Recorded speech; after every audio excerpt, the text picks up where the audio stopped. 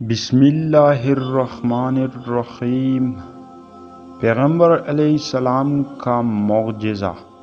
حضرت جابر رضی اللہ عنہ کا بیان ہے کہ ان کے والد محترم جنگ احد میں شہید ہو گئے۔ اپنے ذمہ بہت سارے قرض اور 9 لڑکیاں چھوڑ گئے۔ جب کھجور توڑنے کا وقت آیا تو میں رسول اللہ صلی اللہ علیہ وسلم کی خدمت اقدس میں حاضر ہوا اور عرض کیا، اے اللہ کے رسول، آپ کو معلوم ہے کہ میرے والد احد کے دن شہید ہو گئے اور بہت قرض چھوڑ گئے۔ میں چاہتا ہوں کہ قرض خواہ یہودی آپ کو دیکھ لے، ہو سکتا ہے کہ آپ کو دیکھ کر کچھ نرمی برتے۔ تو آپ نے فرمایا، جاؤ ہر قسم کی کھجوروں کو علیحدہ علیحدہ ڈھیر لگاؤ۔ چنانچہ میں نے حکم کے مطابق کیا۔ پھر میں نے آپ کو بلایا۔ جب ان قرض خواہوں نے آپ کو دیکھا تو مجھ پر اور بڑھ اٹھے۔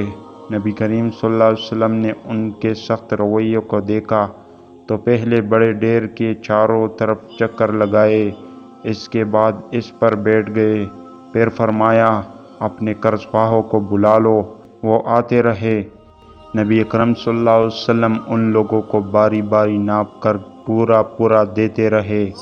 اللہ تعالیٰ نے اس طرح نبی اکرم صلی اللہ علیہ وسلم ان لوگوں کو باری باری ناپ کر پورا پورا دیتے رہے۔ اللہ تعالیٰ نے اس طرح میرے والد کی طرف سے ان کے قرض کو ادا کر دیا۔